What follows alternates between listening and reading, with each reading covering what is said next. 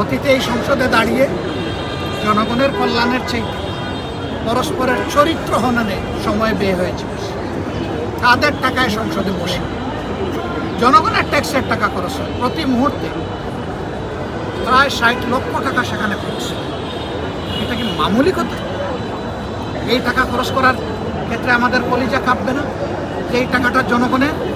অতএব জনগণের টাকা সদ্ব্যবহার করার জন্য জনগণ 300 আসনে আমাদেরকে ভোট দিয়ে সেখানে পাঠিয়েছে।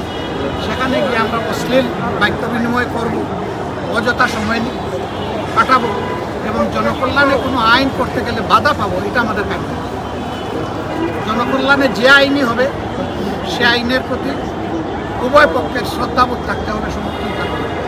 আমরা সেটা ব্যক্ত করেছিলাম এবং স্পিকারকে অনুরোধ করেছিলাম, মাননীয় স্পিকার, এখানে কেউ অশ্লীল কথা বলতে গেলে আপনি পারমিট করবেন না, দয়া করে দেন দেয়ার আপনি সময়।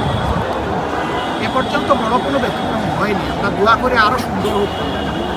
কিন্তু এই যারা পার্লামেন্টে যাবেন তারা যদি মানুষ খুন করে ভাই পার্লামেন্টে যান, তারা গিয়ে দেশবাসীর জন্য কী করবেন? মানুষের জীবন নিয়ে আমাকে পার্লামেন্টে যেতে হবে? আমি তো যাব মানুষের জীবন, সম্পদ এবং ইজ্জতের পাহারাদার। সেই আমি লোকটার হাতেই যদি আগে জীবনও চলে যায়, ইজ্জতও চলে যায়, আমার সম্পদও ধ্বংস হয়ে যায়, তাহলে আমি তো আসলে এই ধরনের প্রতিনিধিত্বের যোগ্যতা রাখি না, আমি অযোগ্য। আমরা এই জন্যে আশা করব, আহ্বান জানাবো, ভবিষ্যতে নির্বাচন শেষ হয়নি, আর বহু নির্বাচন। গণতান্ত্রিক একটা দেশে তার কাঠামো নির্বাচনের উপর নির্ভরশীল। সেই নির্বাচনে যেন আর কোনো সহিংসতা না হয়, আর কোনো মায়ের বুক খালি না হয়, আর কোনো বোন যেন বিধবা না হয়, আর কোনো সন্তান যেন এতিম না হয়। আমরা চাইব আদর্শের লড়াই হোক, হাতের লড়াই, অস্ত্রের লড়াই। আল্লাহ তাআলা এমন একটা দেশ আমাদেরকে সবাই গড়ে তোলার করবেন। তারা দীর্ঘক্ষণ ধরে এখানে অপেক্ষা করছে। আমরা এই হাসপাতালে গিয়েছি, রুগীকে দেখেছি, পার্শ্ববর্তী রুগীদেরকে যতটুকু সম্ভব দেখেছি।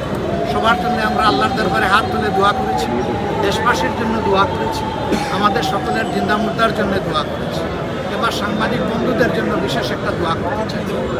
আপনারা রাষ্ট্রের চতুর্থ স্তম্ভ, আপনাদের দুটি চোখ, আপনাদের বিবেকের আরও দুটি চোখ, এই 4টি চোখ যতক্ষণ তাজা থাকবে জাতি ততক্ষণ ঠিক পথের উপরে থাকবে।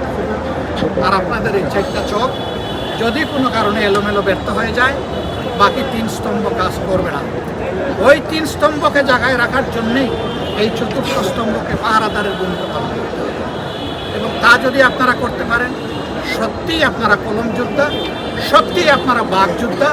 আপনাদের যুদ্ধ, আপনাদের লড়াই মানুষের অধিকারের পক্ষে, সত্যের পক্ষে, ন্যায়ের পক্ষে, কালোকে কালো, সাদাকে সাদা। আসসালামু আলাইকুম।